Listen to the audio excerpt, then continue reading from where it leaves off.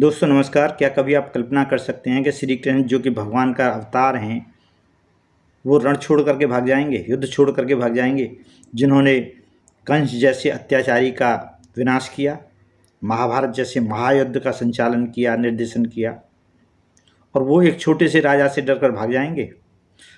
जी हाँ, श्री कृष्ण एक बार एक छोटे से राजा से युद्ध को छोड़ करके भाग गए थे। श्री कृष्ण का नाम तभी से रण छोड़ पड़ा है।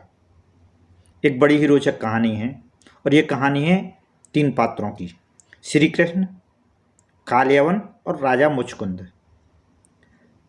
कालयवन यवनों का एक शासक था और उसे एक वरदान प्राप्त था कि वो कभी यदुवंश के द्वारा उसका वध नहीं किया जाएगा, यानी श्री कृष्ण उसका वध नहीं कर सकते थे। दूसरी तरफ नाम आता है मुचकुंद।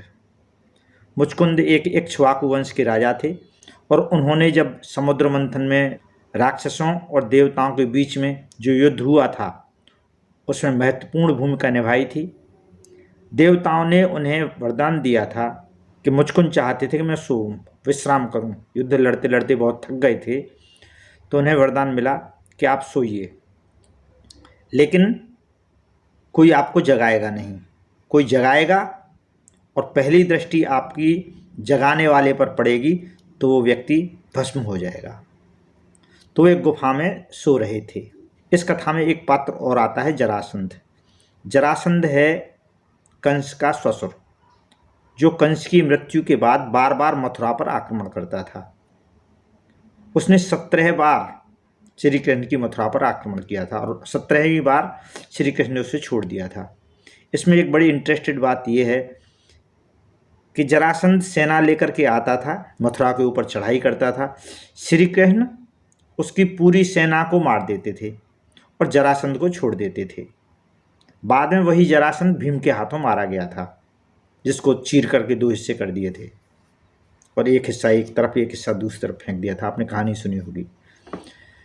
तो जरासंध सेना लेकर के मथुरा पर आक्रमण करता था।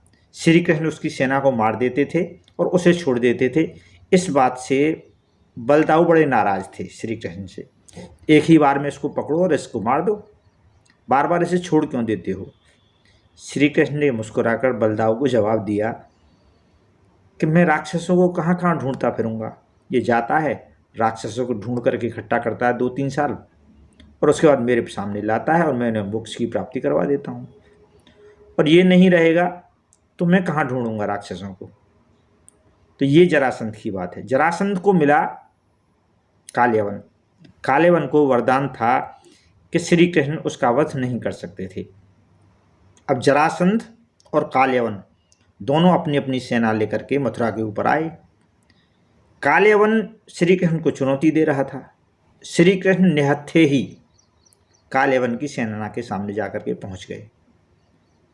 जब कालयवन ने श्री कृष्ण को युद्ध के लिए ललकारा तो श्री कृष्ण ने जंगल की तरफ दौड़ लगा दी। तो बड़ा गर्वित हुआ, तो अहंकार में आ गया, घमंड में आ गया।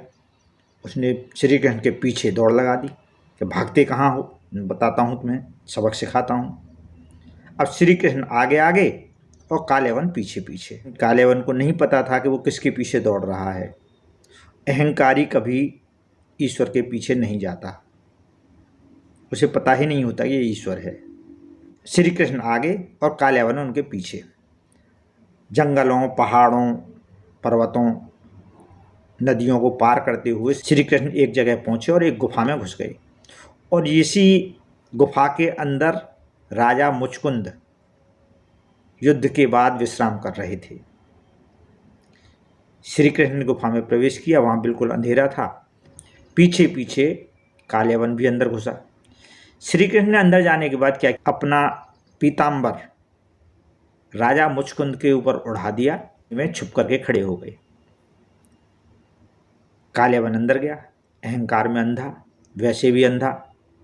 वहाँ सोए हुए थे मुचकुंद।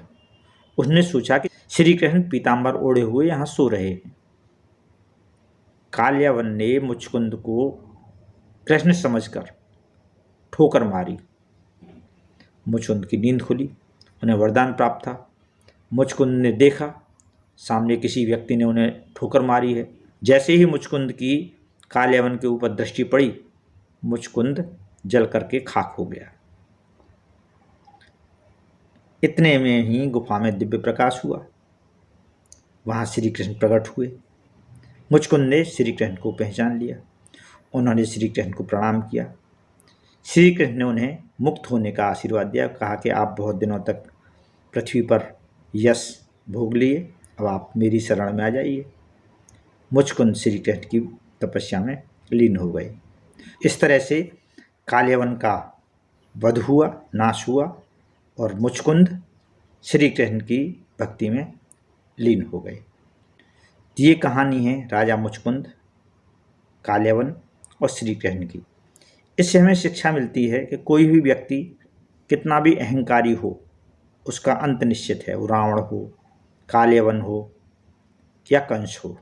दूसरा है, जहाँ बल से काम न चले वहाँ बुद्धि से काम लेना चाहिए। श्री कृष्ण काल्यवन से सीधे सीधे नहीं टकराए। उन्हें पता था कि काल्यवन को किस तरह से, किस चाल से परास्त किया जा सकता है। श्री कृष्ण ने अपनी बुद्धि का प्रयोग किया और काल्यवन को स्वयं न मार करके राजा मुचकुंद के श्राप का उपयोग करके काल्यवन का वध किया। तीसरा, मुचकुंद, उन्होंने जीवन भर यश कमाया, वैभव कमाया, प्रतापी राजा थे, देवताओं का साथ दिया और अंत में प्रभु के दर्शन हुए और बाद में मुक्ति को प्राप्त हुए। और श्री कृष्ण का नाम तभी से रणछोड़ भी पड़ा है। तो ये कहानी आपको कैसी लगी? कमेंट्स में जय श्री कृष्ण अवश्य लिखिए। नमस्कार।